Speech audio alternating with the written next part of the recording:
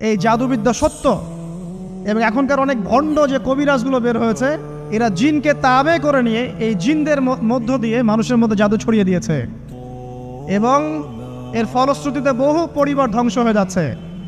এই জাদুবিদ্যা সত্য।